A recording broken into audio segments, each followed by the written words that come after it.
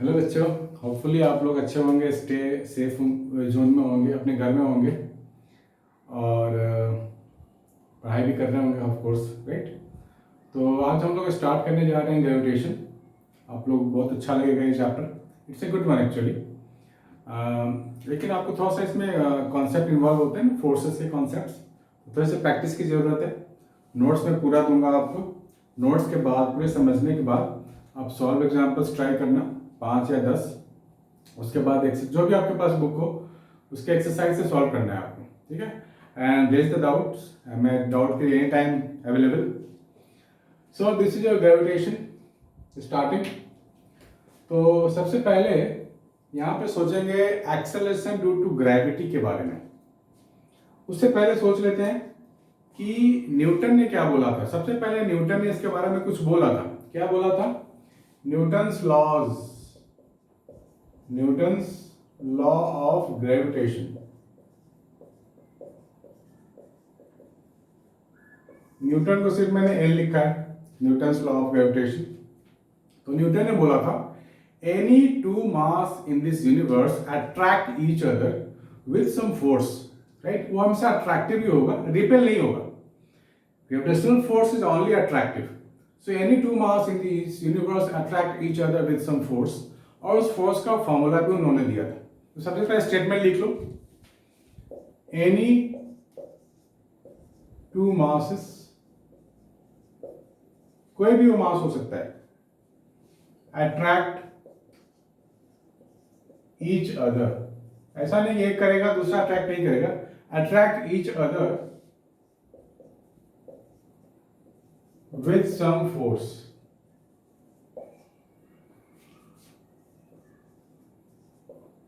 कुछ फोर्स तो होगा, और इसमें कुछ मीडियम का रोल नहीं होता है। अगर कोई दो मास एयर में है या कोई दो मास एक वाटर में है एक एयर में है तो उससे फर्क नहीं पड़ता। मीडियम इज इंडिपेंडेंट है, राइट। मीडियम से कोई मतलब नहीं है। एंड दैट फोर्स, सपोज मान लो दो मास है ये, this is your m1 and this is your m2 and the distance is r। तो m1 वाला m2 को अट्रैक्ट करेगा, सिमिलरली m2 वाला भी m1 को अपनी तरफ अट्रैक्ट करेगा। So this force of attraction is given by product of the two masses and inversely proportional to square of the distance between them। यानी कि सीधी सी बात है, r अगर बढ़ता जाएगा तो फोर्स तो कम हो जाएगा, और होना भी चाहिए। हमने ये देखा भी है ना कि ऑब्जेक्ट ज्यादा दूर हो तो फोर्स उसका ऑब्वियसली कम हो जाएगा। एंड प्रोडक्ट ऑफ मासेस, बीच में कांस्टेंट आता है। When we make the equation तो हमारे को क्या मिलता है? Constant, capital G is constant, universal gravitational constant. इसकी वैल्यू फिक्स होती है, capital G 6.67 10⁻⁻11 newton metre square upon KG square. ठीक है बच्चों, तो इस वैल्यू को आप लोग ध्यान से याद कर लो। जैसे सब जगह गिवन होता है लेकिन बार बार देखने को मिलेगा ना आपको, तो याद हो जाएगा। तो इसको आगे बढ़ाते हैं। This is our earth. Earth के ऊपर कोई ऑब्जेक्ट है, ये ऑब्जेक्ट कुछ भी हो सकता है, हम लोग भी हो सकते हैं। वी आर ऑल्सो मास। अर्थ की जो रेडियस है वो r है, ये सेंटर है, और मास ऑफ अर्थ कैपिटल M से मैं डिनोट कर रहा हूं, मास ऑफ ऑब्जेक्ट m। तो हम लोग ने देखा है कि weight of the body always acts downward. तो ऐसा क्यों होता है? Because earth attract any mass towards its centre. तभी बोलते हैं ना weight is always acting down. तो इसका जो वेट होगा डाउन लगेगा ऐसा, m इंटू जी। तो ये अर्थ में तो इतना ही फोर्स लगाएगा, नहीं तो किसी भी टू मासेस के लिए वैलिड है ये फोर्स, यानी कि अर्थ भी यही फोर्स लगा रहा होगा। So G mass of earth, mass of object upon radius का स्क्वायर, क्योंकि डिस्टेंस तो रेडियस के इक्वल ही है, रेडियस के अर्थ के इक्वल ही है the distance. This is nothing but weight of this body acting down. Earth जितना फोर्स लगाता है उसी को तो वेट बोलते हैं, ठीक है। इसमें कोई डाउट होने वाली बात नहीं है। m और m तो गया, तो मुझे क्या मिलेगा? gm by r square is equal to small g। This is what acceleration due to gravity, right, this one. इसमें कैपिटल जी की वैल्यू फिक्स है, मास ऑफ अर्थ का आइडिया है हमारे पास, रेडियस ऑफ अर्थ हमारे को मालूम है, क्या होता है radius of earth 6400 kilometre, mass of अर्थ भी हमारे को पता है। पुटिंग ऑल दोस वैल्यूज, तभी तो हम लोग बोलते हैं ना जी की वैल्यू आ गई 9.8 मीटर पर सेकेंड, इसका 9.8 को 10 भी ले लेते हैं कभी कभी, तो जी की वैल्यू आ गई हमारे पास, ठीक है। ये तो है कि नॉर्मल केस। अब इस मास को उठा के अगर मैं हाइट पे ले जाऊं, ध्यान से देखना बच्चों, इस मास को उठा के अब मैं हाइट एच पे ले गया, तो क्या होगा, तो वापस हमें यहां आना पड़ेगा। अब जो नया यहां के लिए मैं लिख रहा हूं जी डैश, क्योंकि एक्सेलरेशन ड्यू टू ग्रेविटी अब चेंज हो जाएगा, पहले डिस्टेंस आर था, अभी आर प्लस एच हो गया, तो मैं लिखूंगा G dash is equal to G M upon R plus H का स्क्वायर, राइट। डिस्टेंस तो चेंज हुआ है, कैपिटल जी तो कांस्टेंट होता है, मास ऑफ अर्थ कांस्टेंट है यहाँ पे, ठीक है, डिस्टेंस चेंज हो गया। इसको मैं थोड़ा सा और मैनिपुलेट करके दूसरे फॉर्मूले में लिख सकता हूं, तो मुझे क्या मिलने वाला है, आर मैं कॉमन लूंगा तो आर स्क्वायर बन के बाहर आएगा, क्योंकि ये होल स्क्वायर है, ये 1 हो जाएगा, और ये h बाय आर का होल स्क्वायर रहेगा हमारे पास। अब यहाँ पे मुझे मिल गया G M by R square, जो मुझे मालूम है स्मॉल जी होगा यहाँ पे, so I can get small G upon 1 plus H by R का होल स्क्वायर। ये फार्मूला मिल गया मुझे, ये काफ़ी इंपॉर्टेंट फार्मूला भी है, न्यूमेरिकल्स आएंगे इसके ऊपर, तो आपको नोट डाउन करते जाना है। अगर थोड़ा सा और इसमें मैं आगे बढ़ूं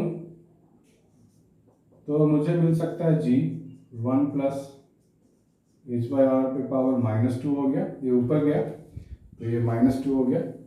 इफ एच बाई आर की जो वैल्यू है अगर वो 1 से कम होता है, छोटी वैल्यू होती है, तो अकॉर्डिंग टू बाइनोमियल थ्योरम ये पावर नीचे आ जाएगा -2। ये बाइनोमियल वाले बच्चों को, मैथ्स वाले बच्चों को पता होगा, आप स्ट्रेट अवे अभी तो फिलहाल याद कर लो। So G dash is equal to G into 1 minus 2h by R. This is your acceleration due to gravity in this case only.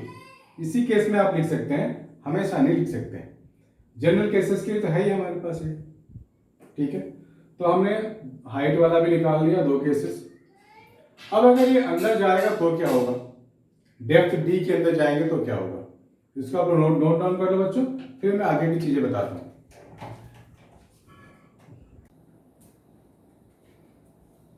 Hello बच्चों, अभी तक हम लोगों ने देखा है acceleration due to gravity on the surface of the earth and at height h। अभी हम लोग देखेंगे थर्ड केस, जब बॉल चला जाएगा अर्थ के नीचे बाय सम डिस्टेंस, तो एक्सेलरेशन ड्यू टू ग्रेविटी पे क्या इफेक्ट होने वाला है। ठीक है बच्चों, ध्यान से देखना। हमारे पास दिस इज द अर्थ, और ये object, any mass, any object is at depth small d inside the earth. This is the mass, this is the center O, थोड़ा नीचे हो गया, this is the center O। तो ये distance कितना होगा, टोटल रेडियस r है, this is d, ये हो गया r माइनस d। अब इस मास पे जो फोर्स लगाएगा वो पूरा अर्थ नहीं लगाएगा, बल्कि इतने रेडियस का जो मास बना, इतने रेडियस का जो मास बना, उतना मास इस छोटे से ऑब्जेक्ट पे अट्रैक्टिव फोर्स लगाएगा towards the centre of the अर्थ। तो सबसे पहले हमारे को इसकी मास फाइंड करनी पड़ेगी, मास of the earth of radius r minus d। ठीक है बच्चों, तो कैसे करना है ध्यान से देखना। 4/3 pi r cube, this is the total volume of the अर्थ। तो इस टोटल वॉल्यूम के लिए मास कितना है, तो कैपिटल M है टोटल मास। तो यूनिट वॉल्यूम की अगर बात करें तो हमारे पास मास कितना मिलेगा, m upon 4/3 pi r cube. तो इतने वॉल्यूम का मास कितना मिलेगा मुझे, 4/3 पाई आर माइनस डी का whole cube, 4/3 pi R minus D का होल क्यूब, 4/3 पाई 4/3 पाई तो गया, m by R cube into R minus D का whole cube. This is the mass of this छोटा वाला अर्थ।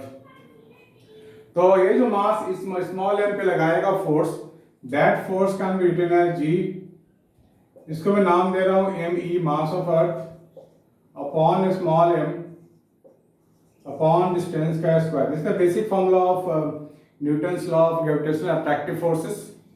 This is equal to weight of the body, mg double dash के नाम से इसको denote करेंगे। स्मॉल m तो कट डाउन हो गया। अब मैं me की जगह पूरा मास यहाँ रिप्लेस कर दूंगा, तो मास रिप्लेस करूंगा तो मुझे क्या मिलेगा, दिस इज आर क्यूब और है आर माइनस डी का whole cube, right. This is square, this is G double dash. तो स्क्वायर वाला टर्म तो कट गया, तो मेरे पास क्या बचेगा, G M by R square R minus D by R G double dash, ये बचेगा हमारे पास। So G M by R square तो हमें पता है क्या लिखना होता है, small G on the surface वाला, ये हो जाएगा हमारे पास ये सब चीजें। ठीक है बच्चे। So this is a new expression of acceleration due to gravity inside the depth D. इसको नोट डाउन कर लो बच्चों, फिर आगे करते हैं।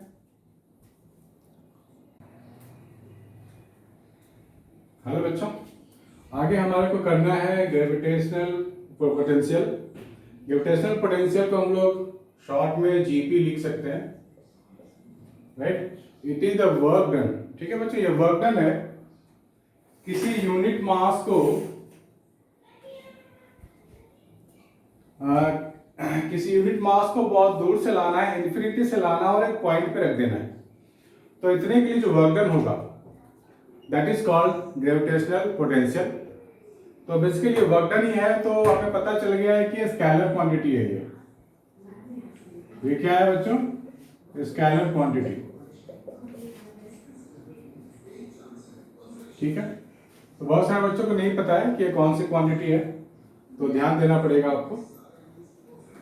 तो बेसिकली इसको अब हमें डिफाइन के बाद डिराइव करना पड़ेगा, इसका फॉर्मूला क्या हो सकता है।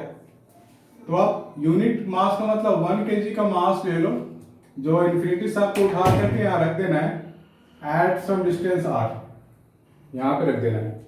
और आपको इस मास को एक्सेलरेट नहीं करना है, स्लोली लाना है विद सम कांस्टेंट वेलोसिटी, ताकि कोई एक्सटर्नल फोर्स पिक्चर में नहीं आए। यहाँ पे सिर्फ हमें ग्रेविटेशनल फोर्स ऑफ अट्रैक्शन को ही देखना है। तो ये बहुत बड़ी जर्नी है।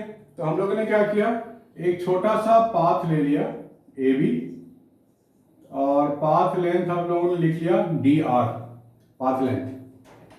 तो ये जो पाथ लेंथ है स्मॉल डी आर, इसके लिए हमारे को काम करना है। तो लिखेंगे for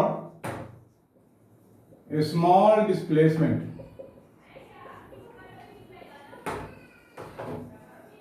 D R, small work done is dw force vector dot of dr vector. ये वर्क डन होता है हमारा। ये जो फोर्स वेक्टर है वो इसके कारण होगा अट्रैक्टिव। ठीक है बच्चों, और हम जा भी इधर रहे, यानी कि फोर्स और displacement both are in same direction. So dot product को हटाएंगे तो मुझे मिलेगा cos of 0। So we can write dw if dr cos 0 की 1 होती है, तो मैंने लिखा नहीं है। फोर्स क्या लिखेंगे हम लोग, g मास 1 मास 2 अपॉन डिस्टेंस का स्क्वायर। ठीक है, r का डिस्टेंस वहीं पे हमने छोटा सा पाथ लिया हुआ है dr। अब इसको इंटीग्रेट कर देंगे हम लोग। तो यहाँ पर r एक वेरिएबल है, इंटीग्रेशन हमेशा वेरिएबल के लिए होता है, और हम लोग यहाँ पर जो r लगा रहे हैं वो वेरी कर रहा है। मतलब r पहले इंफिनिटी था, अभी वो डिस्टेंस r हो गया है। सो लोअर लिमिट इज इंफिनिटी, क्योंकि पहले ये इंफिनिटी पे था, बाद में क्या हो गया distance r, so this is r। सो इसी वर्क डन को हम लोग बोलते हैं ग्रेविटेशनल पोटेंशियल। इसको v से डिनोट करते हैं टोटल वर्क डन को, और ये सिंपल इंटीग्रेशन हो गया हमारा।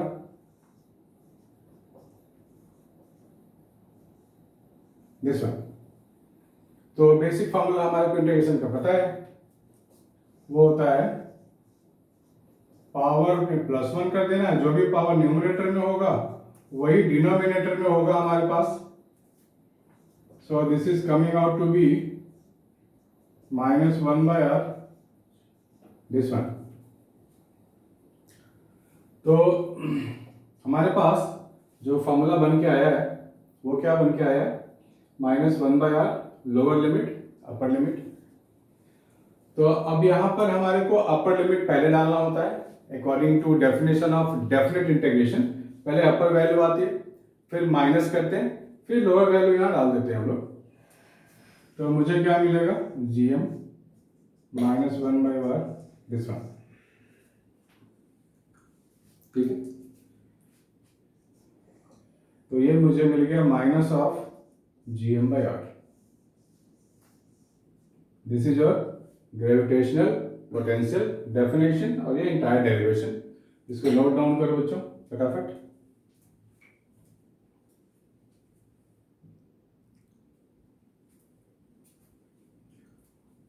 इसके बाद आता है ग्रेविटेशनल पोटेंशियल एनर्जी। तो यहां पर मैं क्या करूंगा, ग्रेविटेशनल पोटेंशियल में टर्म ऐड कर दूंगा एनर्जी।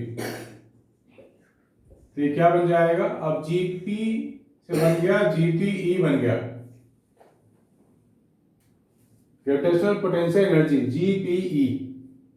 बिल्कुल स्लाइट डिफरेंस है ग्रेविटेशनल पोटेंशियल और ग्रेविटेशनल पोटेंशियल एनर्जी में। It is a work done in bringing, अब यहाँ यूनिट मास की बात नहीं करेंगे, in bringing any mass from infinity to a point without acceleration, right. मतलब हमें एनी मास की बात करनी है, अब 1 kg की जगह क्या लिखेंगे, स्मॉल m एनी मास। तो जहां जहां 1 kg था, बाकी सब कुछ सेम रहेगा बच्चों, जहां जहां 1 था वहां स्मॉल m डाल दिया हमने, ठीक है। और v की जगह हम लोग डिनोट करेंगे u से।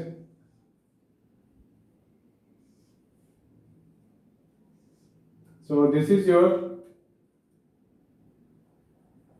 ग्रेविटेशनल पोटेंशियल एनर्जी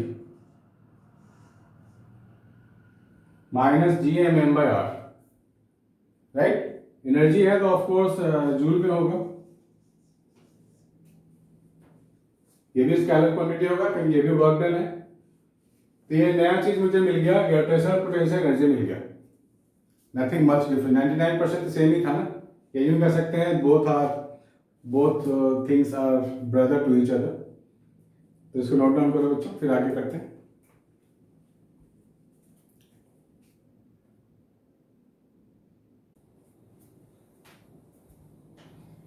अभी हमें आगे करना है Kepler's law of planetary motion, right, Kepler's laws.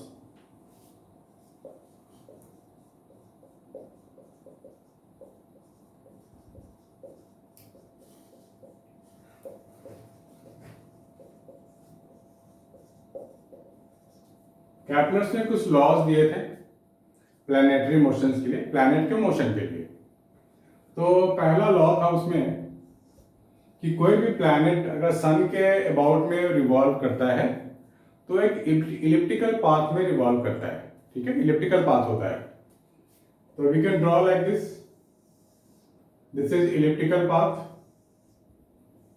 and suppose sun is here, this is sun, and planet keep revolving like this,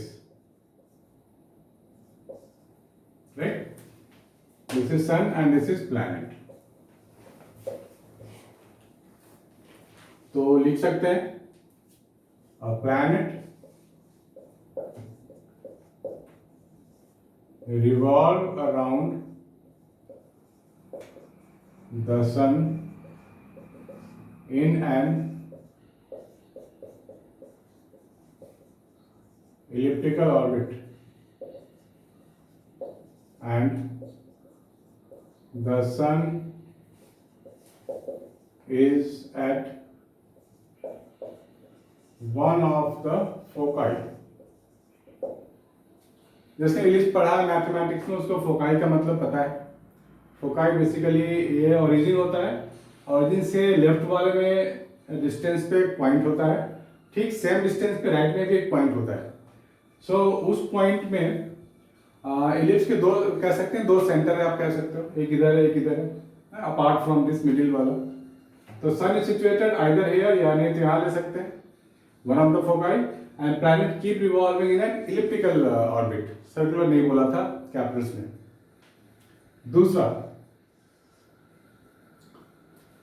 कि area swept by the planet in equal time interval is always equal. मतलब अगर ये कोई elliptical path ले लिया जाए, सन यहाँ पे है, यहाँ कोई प्लैनेट है, यह प्लैनेट थोड़े टाइम के बाद सपोज यहाँ पे आ गया, ये ए है, ए डैश है, तो कुछ एरिया स्वेप आउट करेगा ये, इसलिए एरिया स्वेप आउट मान लेते हैं ये टाइम टी होगा। इसी टाइम में अगर वो कुछ एरिया कुछ ऐसा बनाता होगा बी और बी डैश, तो कुछ एरिया स्वेप आउट ये हो गया। So these two areas will be same if time is same. तो लिख सकते हैं इसका definition, the area swept by the planet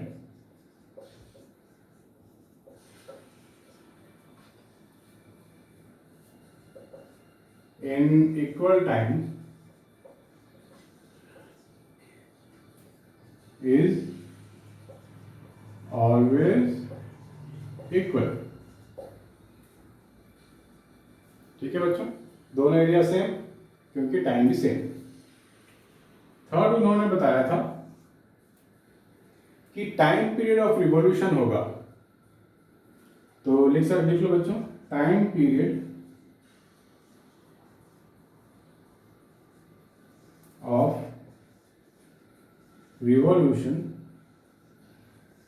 of the planet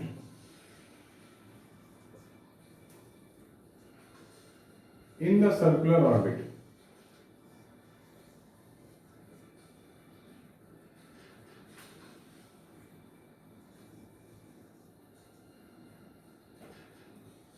is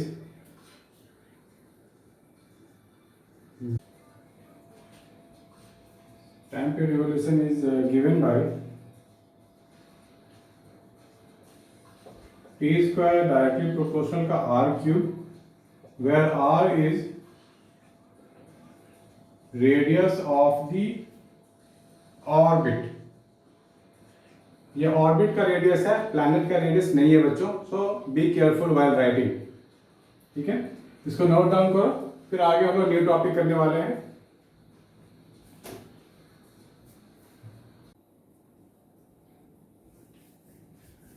so we are going to do now orbital velocity.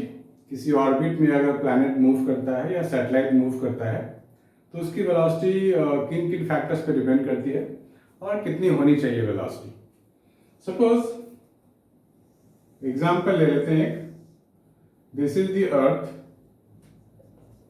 और ये मान लेते हैं मून है।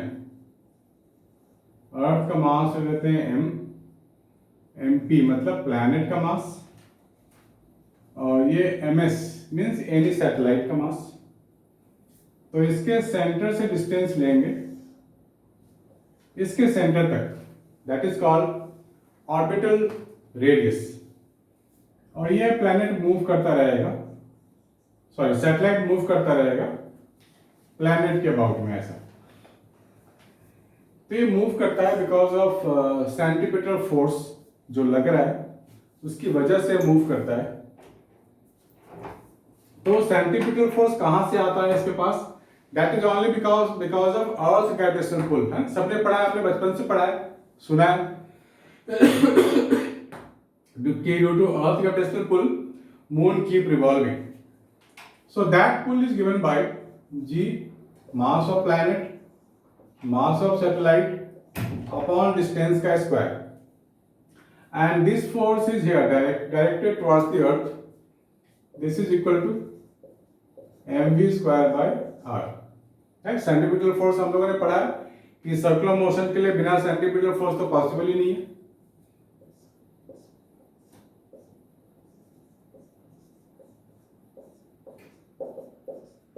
दिस वन, तो वेलोसिटी मुझे क्या मिला, under root G mass of planet upon radius, यानी कि velocity of the satellite depends upon universal constant capital G, mass of the planet mp, and radius of this circular orbit. तो ये तीन चीज पे डिपेंड करेगा, या यूं कह सकते हैं दो चीज पे डिपेंड करेगा, क्योंकि capital G is always fixed anywhere in this universe. और दूसरी चीज मेरे को निकालनी है टाइम पीरियड,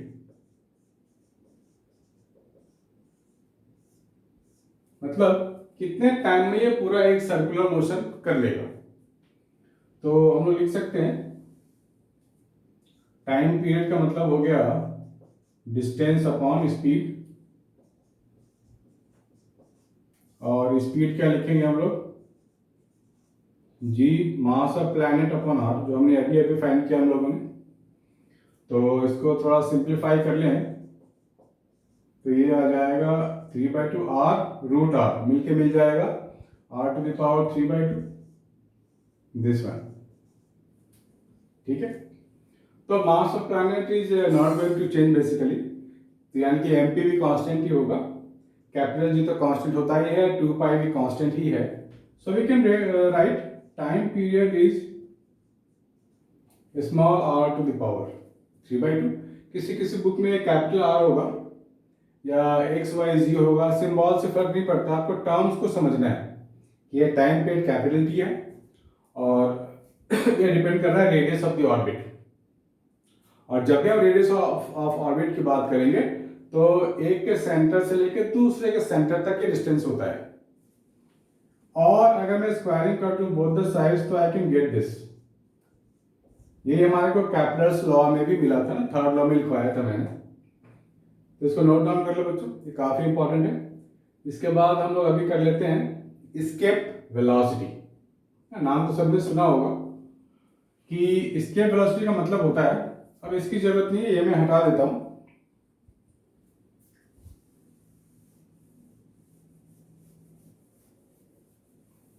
अब बच्चों एस्केप वेलोसिटी हम लोगों ने बचपन से पढ़ा है, वैसे क्लास 9th में भी पढ़ा होगा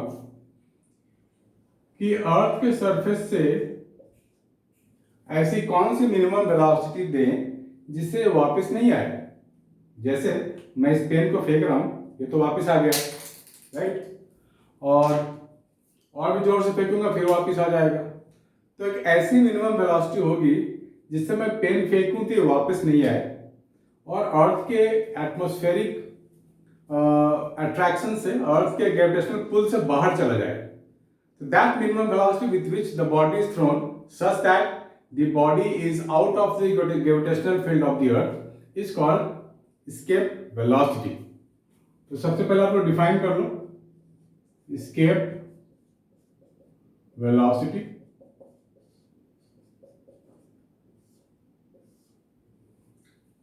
It is a minimum velocity with which a particle is thrown such that it never returns on the Earth's surface। The minimum velocity with which if any body is thrown from the Earth's surface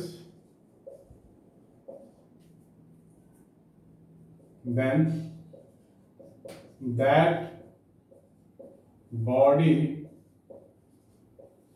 never return back।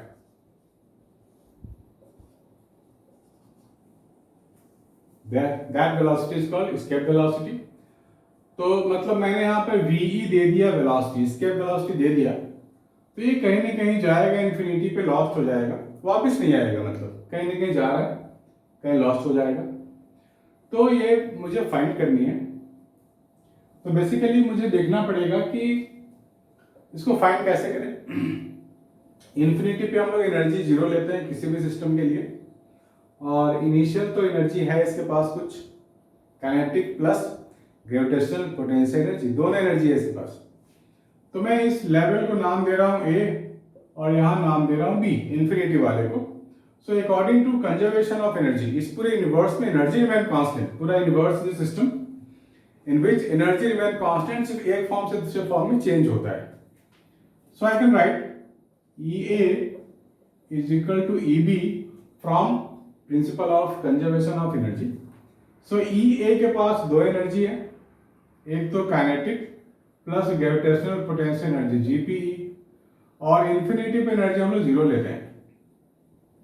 तो यहाँ जो kinetic energy होगा वो हम लोग क्या लिखेंगे, half m VE square और माइनस G m मतलब मास of planet and mass of this object, इसको हम लोग फेंक रहे हैं, अपॉन कैपिटल R, क्योंकि डिस्टेंस इसका सेंटर से यहाँ तक कैपिटल R है, ठीक है। This is gravitational potential energy. Now finally it become zero only total.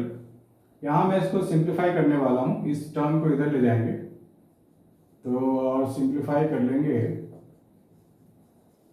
G_m_p_m/r, m और m तो गया। So escape velocity is coming out to be 2g_mp/r under root। या बहुत सारे बुक में mp लिखा नहीं होगा, कैपिटल M लिखा होगा, राइट। तो इससे फर्क नहीं पड़ता, आपको टर्म्स को समझना पड़ेगा। सो this is the escape velocity, और इसके दूसरे भी फॉर्मूले में इसको कन्वर्ट कर सकते हैं हम लोग, इसको हम लोग 2gr भी लिख सकते हैं, ठीक है। क्योंकि स्मॉल जी को मैंने जी और एम पी की जगह रिप्लेस कर दिया GR स्क्वायर, तो ये बन गया। तो आप भी चेक कर सकते हो ये फॉर्मूला, इसको नोट डाउन कर लो बच्चों, इट्स वेरी इंपॉर्टेंट। अगर आपको ये यूजफुल लगता है कि हमने सही सही काम कर रहे हैं हम लोग ग्रेविटेशन में, तो आप जरूर लाइक कमेंट और शेयर करना, it's very important. It motivates us to do far better work in the future. Thank you बच्चों।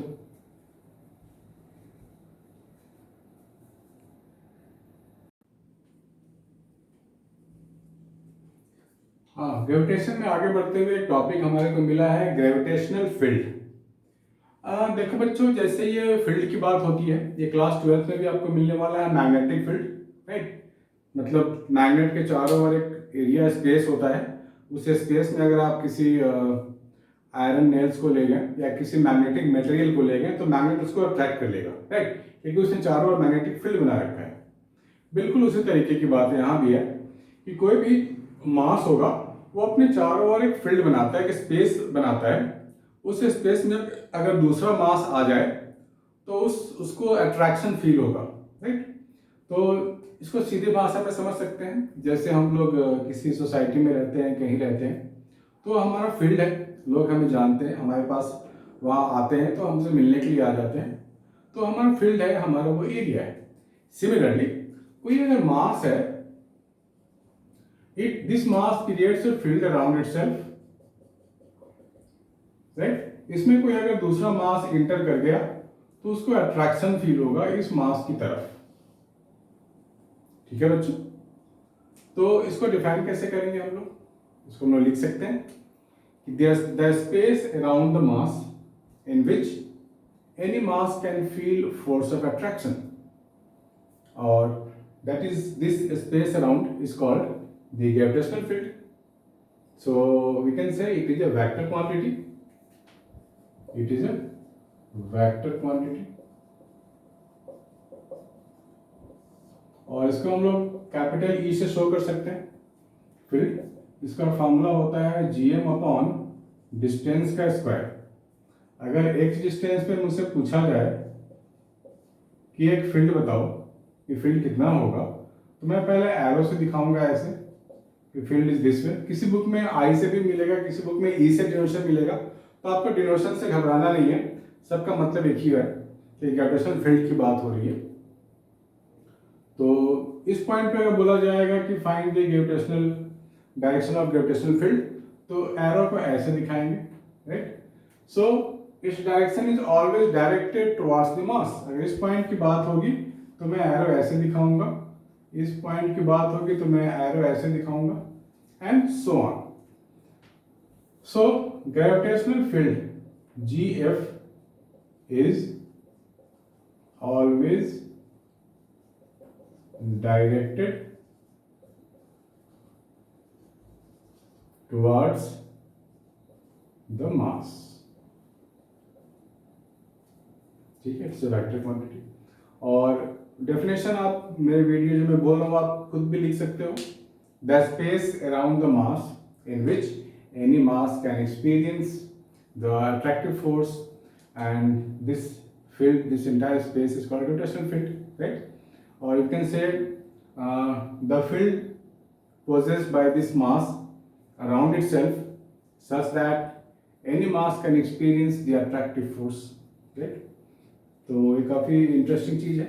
इसका यूनिट भी डिफाइन करने को आपको आ सकता है। तो अगर आपको इसका यूनिट अगर लिखना हो कैसे लिखेंगे, तो यूनिट लिखने का आसान तरीका होता है कि आपके पास बेसिक फॉर्मूला पता होना चाहिए। मान लो मैंने स्मॉल एम यहाँ डाल दिया, ठीक है। तो फोर्स क्या होगा इन दोनों के बीच में, G/m/x²। तो फोर्स का यूनिट कितना होता है, न्यूटन होता है। मुझे इसका यूनिट चाहिए, this itself is capital E यानी कि field and this is your kg। So E का जो यूनिट आएगा Newton/kg, दिस वन, है ना ऐसा। तो आप याद कर लो Newton/kg ग्रेविटेशनल फील्ड, ठीक है बच्चों। तो अभी हम लोग थोड़ा न्यूमेरिकल्स भी करने जरूरी है, कुछ कॉन्सेप्चुअल क्वेश्चन भी देखेंगे कि कैसे कैसे क्वेश्चंस पॉसिबल क्वेश्चंस एग्जाम में आ सकते हैं। तो इसको पहले आप लोग सारे अच्छे से वीडियोस को नोट डाउन कर लो, नोट्स बना लो, और इतना करने के बाद आपका नोट्स कंप्लीट हो जाएगा बेसिकली। तो आपको बुक पढ़ने की बिल्कुल भी जरूरत नहीं है। उसके बाद सिर्फ डायरेक्ट आप क्वेश्चंस कर सकते हो। पहले सॉल्व एग्जाम्पल्स कर लो अपने, आपके पास जो भी बुक हो, 8-10 सॉल्व एग्जाम्पल करने के बाद फिर आप एक्सरसाइज में आ सकते हो और सॉल्व कर सकते हो। देखना फटाफट सॉल्व होगा, बहुत ही जल्दी सॉल्व होगा। और नहीं होता है, कोई डाउट होता है तो आप मुझे बता सकते हो क्या क्या डाउट हो रहा है। सो मैं आपसे फिर बात करूंगा कि किस चीज़ में कहाँ डाउट हो रहा है, ठीक है बच्चों। So please note it down.